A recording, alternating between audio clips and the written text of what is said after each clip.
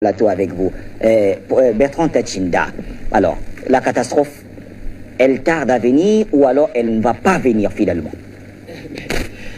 Moi, j'avais fait une émission avec M. Njinsisi pour expliquer que tous les médecins, tous les chercheurs, tous les hommes politiques, tout, comment je vais dire, que les décideurs qui vont porter les propos de l'OMS nous trouveront sur leur chemin. L'OMS n'avait aucune base, aucune preuve qu'il puisse avoir catastrophe. Sur quoi l'OMS est fondée pour dire qu'il pouvait avoir catastrophe? L'OMS n'avait aucune preuve pour dire qu'il y aura catastrophe. Je rappelle quand même que M. Le Drian,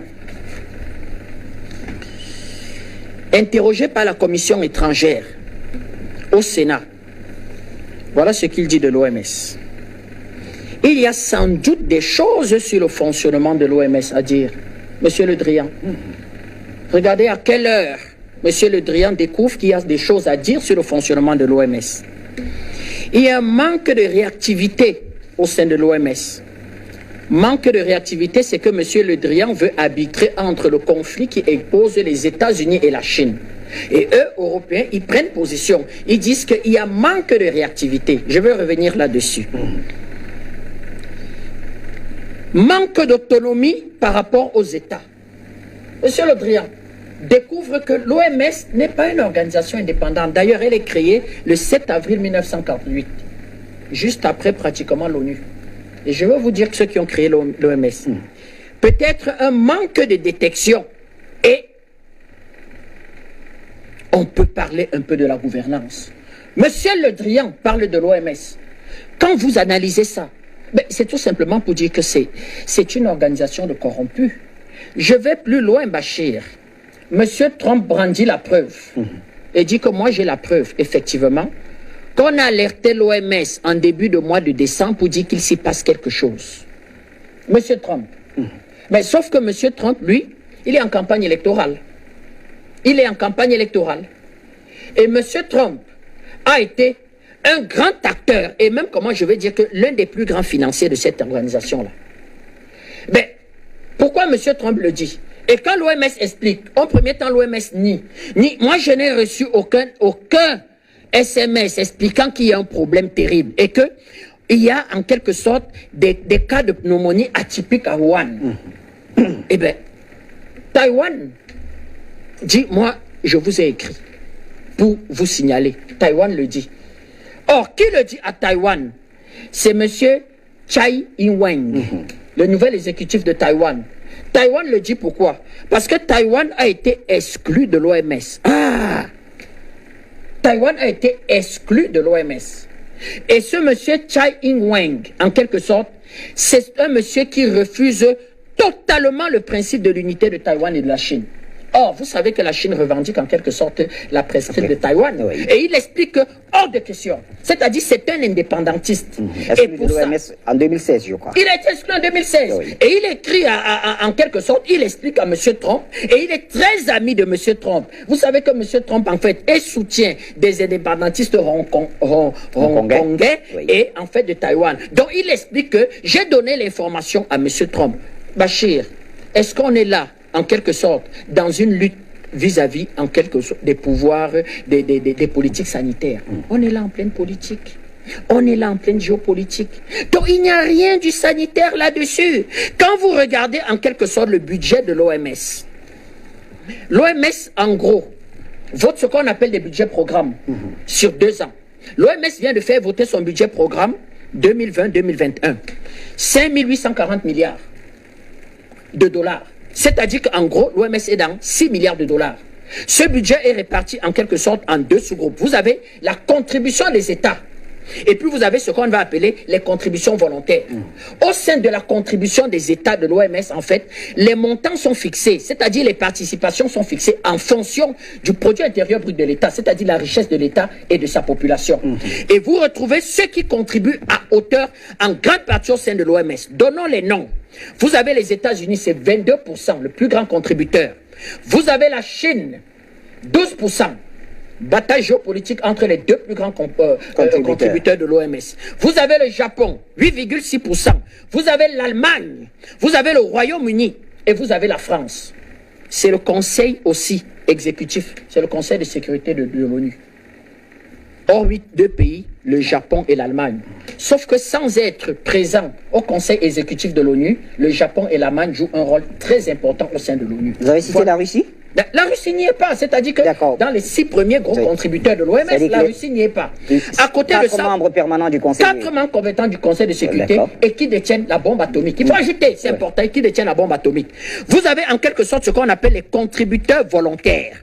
Au sein de ces contributeurs volontaires, vous pouvez encore avoir des États. Premier problème pour moi, c'est-à-dire que vous pouvez avoir une contribution qui vous permet d'adhérer à l'OMS et au-delà de cette contribution qui vous permet d'adhérer à l'OMS, vous ajoutez une deuxième contribution qui est en quelque sorte ce qu'on va appeler une contribution volontaire. À partir de là, les États riches peuvent carrément prendre possession de l'OMS. Vous avez en fait les organisations internationales. Ça veut dire que le Fonds monétaire international peut être contributeur de l'OMS. La Banque mondiale, le FAO, vous avez les ONG, et puis vous avez les acteurs publics privés. Or, au-delà de ça, quand on prend tous ceux qui sont des contributeurs volontaires, qui représentent 80% du budget de l'OMS, dans ces 80%, vous avez 52% de cette somme de 80%, en fait, qui sont des contributeurs volontaires des États-Unis. Parce que vous avez des ONG puissantes américaines, vous avez des organismes puissantes américaines, et vous avez des particuliers comme la fondation Bill Gates et Melinda Gates. Oui. À partir de là, l'OMS ne peut pas appliquer une politique sanitaire sans véritablement en référer à ce que j'appelle la vision géopolitique en quelque sorte de ses maîtres. D'accord. Autre chose, sorte de ce que je peux appeler les propriétaires de l'OMS.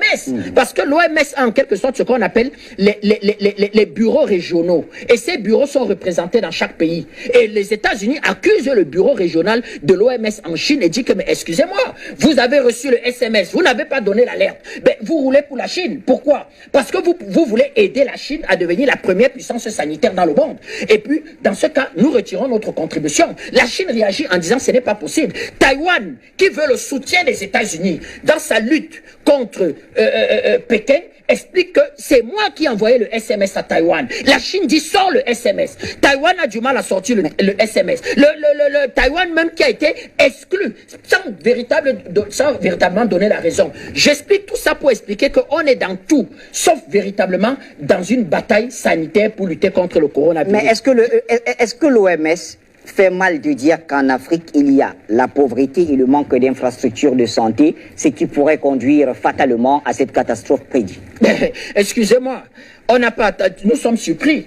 Parce qu'il n'y a pas que en Afrique, il n'y a pas que, comment je vais dire, que l'OMS est engagé dans les batailles d'un certain nombre de programmes. Et je vais vous donner un autre chiffre avant de répondre à votre question. Quand on prend les pays de la zone franc, au Cameroun, vous avez un organisme qu'on appelle le CENAP, qui a l'exclusivité de commander le médicament avant de le distribuer aux pharmacies. C'est 47 milliards par an.